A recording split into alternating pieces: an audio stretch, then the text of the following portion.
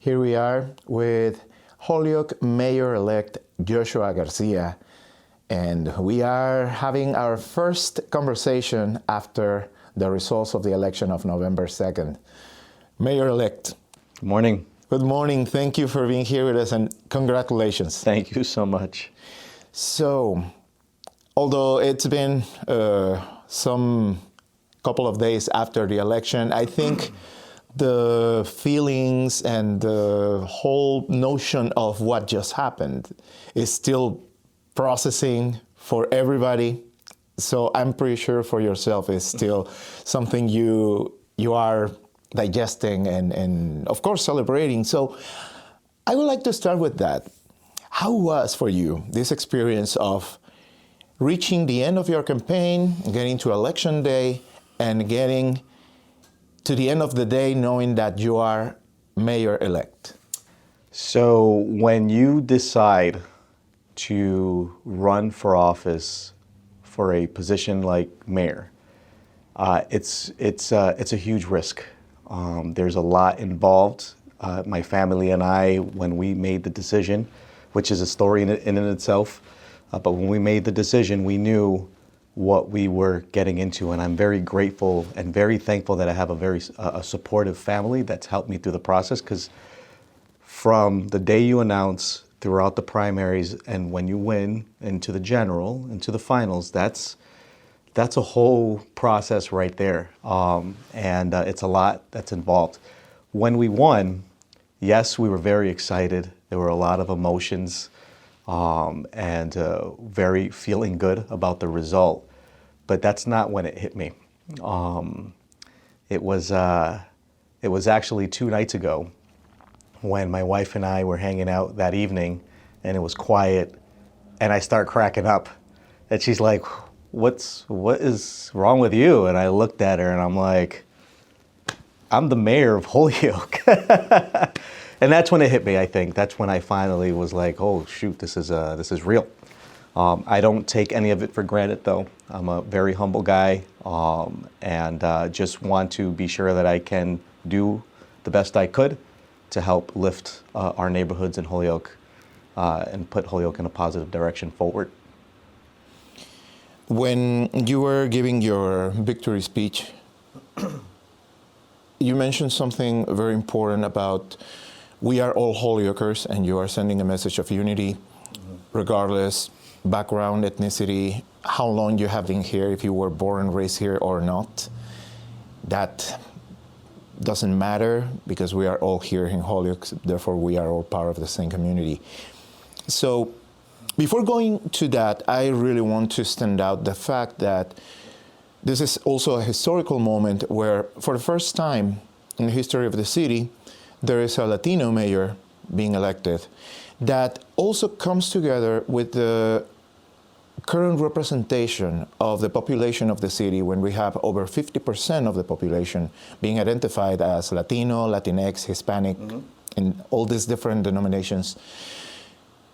So this goes hand in hand with the representation of the people living in the city. What does that mean to you in terms of that representation, in terms of that historical moment, having for the first time someone that looks like most of the people living in this city? So, Johan, when we think about Holyoke's history, when you think about where we were in the 90s, the cultural clashes that were going on at that time, or in the 80s, the 90s, the inadequate representation, the challenges for any minority to succeed in an election process. When we saw what happened on November 2nd, I think is a testament to everybody, proof that Holyoke's came a long way.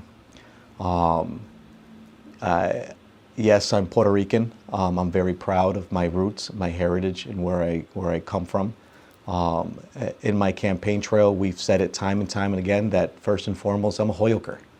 And also, you know, for a while we've heard a lot about this new Holyoke and old Holyoke, and there was division going on at that time, which really broke my heart because to me, it's just simply Holyoke. And so when I think of electing a mayor in a community that's so different like Holyoke from every corner, be it income, culture, the language you speak, the people you love, the color of your skin, you get one mayor. And so it's important to have someone that understands these differences and that can bring people together. So I know that me being here as mayor means a lot to so many people. And I'm going to do what I can to be sure that we're representing Holyoke from West Holyoke all the way to down to South Holyoke, that folks feel included in our government, that their voices are heard, and that we're investing in their neighborhoods to improve their quality of life. I think, again, 54% of the population is Hispanic, absolutely. There are a lot of people that are excited and have built this new hope and pride because there is a Puerto Rican elected mayor. And I love that. I want to cultivate that and use that to continue to build the fabric of our city. But I want folks to know all over the city, whether if you moved here 6 months ago, 2 years ago, 4 years ago through Hurricane Maria, you've lived here all your life, or you've only lived here for 30 years, that you can be, that you're a Holyoker. And so that's the foot I want to lead here as the city's next mayor, as we try to bridge gaps, heal the divisions, and bring our neighborhoods and our community together so that we're Holyoke strong. What will be your message for people who did not vote for you, that they were hoping things had a different outcome to the one that it did, yet they may feel confused, disappointed, or maybe hopeful, but with the uncertainty of what exactly is going to be new mayor for 4 years in a totally new experience for the whole city? My message is, I want folks to know that I hear them, that their concerns are my concerns. Those who supported me share the same concerns than those who didn't support me. When we talk about issues of public safety, when we talk about issues around growth and economic development, when we talk about the conditions of our infrastructure, the cleanliness of our streets, when we talk about our public schools, in the campaign trail, the common denominator there is our shared concern and our shared desire to improve those areas so that we're improving the conditions and the quality of life in our great city. So their concerns are my concerns, and I hope that as we continue to implement the strategies and do the job, that they'll come around to understand that we're in this simply for the reason of improving these conditions for everybody. In a lot of ways, I think that even though the elections was Tuesday, I've built a very positive reputation in the city since I grew up here since very young. I was born in Providence Hospital. My career at Pioneer Valley Planning Commission and the work that I've done there, and I have strong convictions, and people know the kind of guy that I am. I know that there are a lot of folks who didn't support me that know that I'll do a good job. There are folks that didn't support me that have come around and messaged me and said, hey, I spoke with someone. So if I don't know you, I can guarantee you we know somebody that we both mutually respect in the city of Holyoke that have spoken positively about me, and folks coming around saying, hey, I didn't vote for you, but I'm confident you can do the job. Let me know what I can do to help. Those are the things that that really matter. It's elections and politics and divisions. I'm not about division. I'm actually very uncomfortable. People don't know this, but I am an introvert. And so, Josh García is focused on the issues and what we can do together to solve those issues. So that's where I am. Another new setting in this, what is going to be your term as mayor, is that you're going to be working with a somehow new city council, a lot of new faces coming for the first time, and also, of course, the wisdom and the experience of the ones who got re-elected. And once again, I think this brings another representation that shows a little bit of more balance of the actual representation of the people in the city. What are your hopes, expectations about working with a city council that is going to have this combination of new faces, new blood, new ideas, and also the experience and wisdom of the ones who continue serving in the city council for the representation of the city? Yeah, just really quickly though, I do want to give a shout out to those who were newly elected on the council. There was a little bit of a flip there, and new history was made. And certainly want to be sure that we acknowledge the hard work they put in to earn the trust of the voters to serve in the roles. And also, for those that didn't get elected, give a shout out to them too as well for the hard work they put in. Because it's a risk when you put your name out there. Johan, folks got to understand that government is not designed for one person to be in total power and control. It's designed so that decisions eventually makes its way back to the people. And because of that design, we're heavily dependent on collaboration when making the important decisions in neighborhoods. And so the council serves a very important role. It's a checks and balance system. My strategy, my management style when it comes to these positions is to work from the bottom up and the middle out. And that means that when we're doing what we can to put a budget together to meet needs of the community, that we're understanding what some of the priorities are of the council. You know, they're the ones, the ward councilors especially, they're almost, like they're the mayor of their own little area, right? Like the constituents are calling them, they're organizing meetings, they're going to night one-on-one meetings with folks that have concerns about speeding and streetlight issues and concerns around their child in the schools and whatnot. So their ears are very close to the ground. So it's going to be important for me to work with our counselors to understand what it is that they're hearing and what some of the priorities there might be. So when I'm working with our department heads and putting a budget together, that it's reflective of the concerns at large. The counselors, those that have been there, much more experienced counselors, I share the same concerns that they have. And I think from what I know and understand, witnessing from the outside looking in, is all they want is responsible management and good governance. And I don't think there's nothing wrong with that.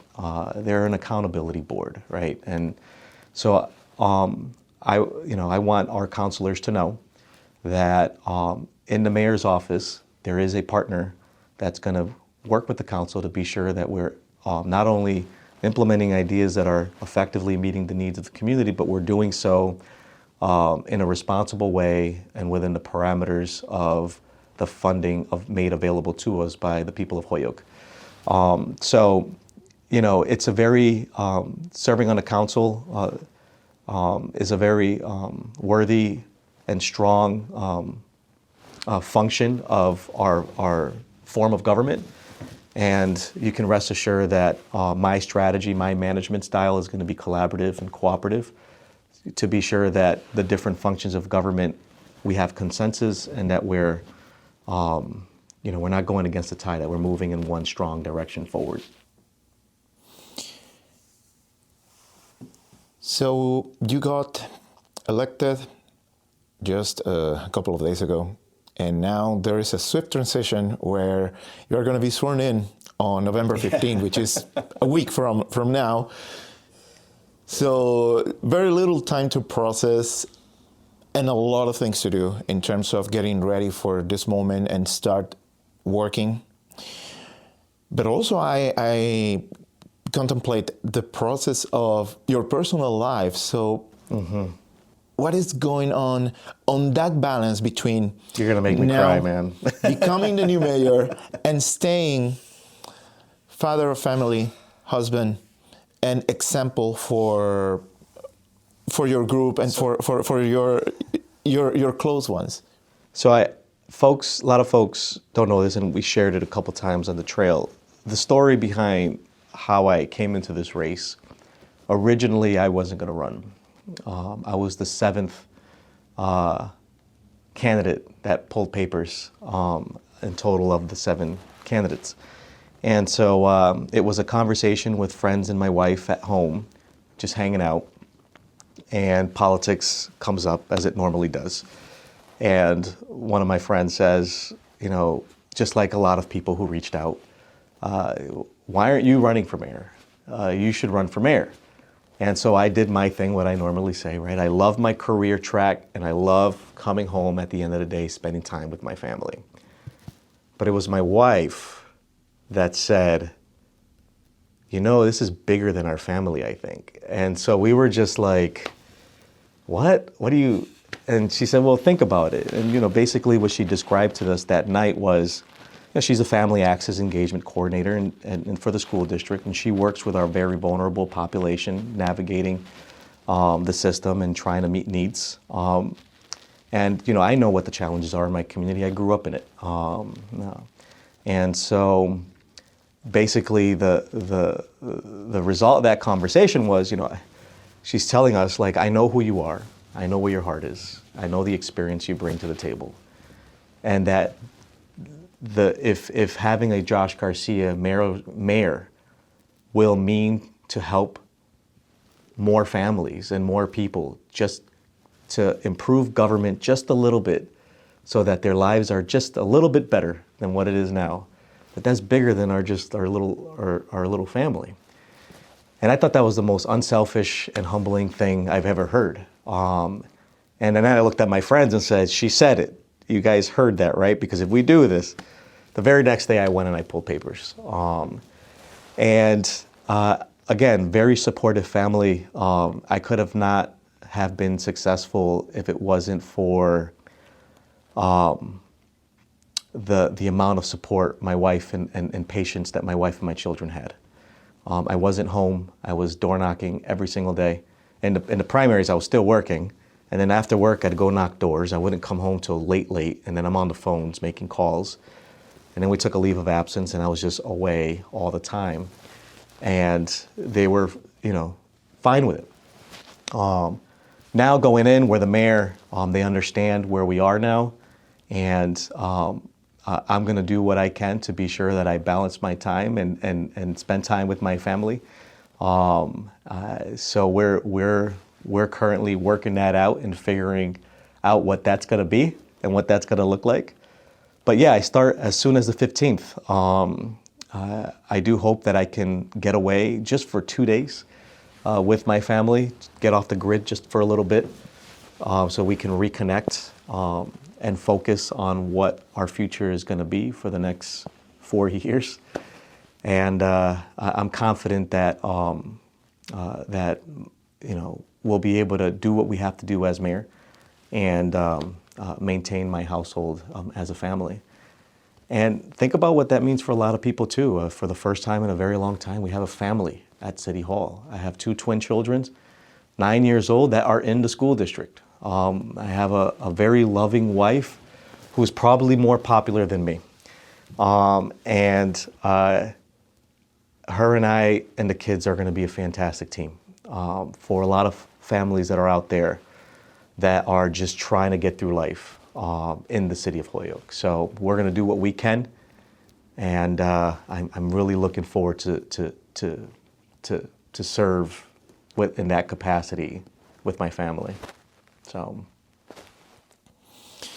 Definitely, what an endorsement to start your campaign, and look where that got you. Certainly, Which one? The first one? the first one, Senator Gomez? and well, no, starting with your wife. Oh, my wife, yes. Yeah, Such that an was endorsement to the get you endorsement. started. Because I can, families, we hear it all the time. When you're a young professional or a professional period, right, and you're out off at work and the wife or the husband, depending what role, is, but in my situation, I'm out late. And you get the text, are you coming home for dinner? And then you say, oh, sorry, I can't make it, I'm gonna be late. And then there's frustration. Can you make it home on time to put the kids down to sleep? We just came out of the pandemic. So this summer that we just had was our first summer after the pandemic to actually do things as a family. We signed our kids up for sports. They didn't play any sports this summer. We didn't go to the museums like we usually do. We didn't go on any vacations like we usually do. And I'm very, just for people know that, I'm very aware of the privileges that we have as a family, and I know that a lot of families don't have those same privileges, but these were things that I could have went and done with my family that we lost out on all this summer. So as I'm campaigning, my heart was breaking all the time, knowing that on a beautiful Saturday, sunny day, that we could have gone to the lake or to the beach, or, you know what I mean? And it was tough, but when you say it was an endorsement, that is absolutely spot on. So. When you mention how this is important for families to see and to experience, being somehow reflected on what is going to be this experience as a family in the government of the city, what will be a message that you could give them, particularly also putting you into practice of the language, because Holyoke también habla español. Holyoke also speaks Spanish. Well, yo quiero la gente y la familia de Holyoke que sepan que vamos a hacer lo que tenemos que hacer para tratar de ayudar a la gente a mejorar la vida. Y vamos a empezar con lo que podemos hacer en invertir en la comunidad, en la educación, en el juventud de nosotros. You got to understand, when I was a kid growing up, there was a lot of youth programs. Youth jobs too. My first job when I was in 7th grade was at the Holyoke Boys and Girls Club. I was making $50 a week. That was a lot of money for me. I had that, but I know that there were other organizations doing the same thing, and we're just not seeing enough of that today. Investing in our youth is obviously going to be one of the core priorities, so that the organizations that are doing the important work, that as a city, we are supporting them and the investments they're doing to keep our youths engaged and off the streets, focused on education, focused on positive activities, sports, and just hanging out, playing pool or foosball like I used to do, or bumper pool at the Boys and Girls Club. We have to get back to that, and reinvesting in our youth and offering summer opportunities for our children, for our teenagers to engage. And sports, we have a sports community, but we haven't really maximized on its full potential. I very much look forward to see how I can collaborate with funders and different organizations to prioritize resources in those areas. Pero la familia de nosotros que no hablan inglés, you can communicate with us, puede comunicar con nosotros en la alcaldía, and we'll do what we can to help meet the needs of the families. What a moment to be here and to celebrate this is happening in the name of unity, as you stated in your victory speech. Of course, representation matters, and it's important also to celebrate that. But overall, I see this as a very positive moment where we can come back into be together. Can I add something on this representation piece? Absolutely. Because I think I think it's really important that we somehow, in some way, and I have a lot of friends that have different perspectives on the political spectrum. So I do have friends on the left, middle, and far right. And I know that I have people out there in our community that don't grasp the idea of issues around structural racism. And I think that as we proceed forward and focus on equity and inclusion, and that we can have a respectful and honest conversation on this issue of structural racism, because it is something that is hurting the greater public health of our community. And we do have people in Holyoke that don't believe in structural racism or think that doesn't exist, or whatever the case, for reasons that I understand their perspectives. But we can't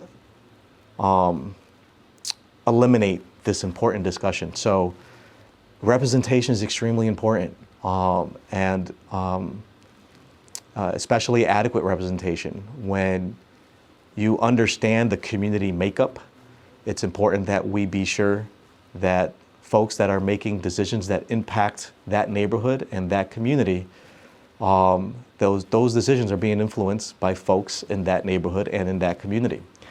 And as we move forward with future discussions and important issues, I want the community to know that this is a conversation that I'm very comfortable in having with my peers, as well as those that are different than me, so that we can continue to heal and better bring our community together. So I just wanted to put that plug in, because structural racism, I think, is the #1 public health issue that's hurting our region. And folks don't know this. Hampden County, Holyoke is a Hampden County community.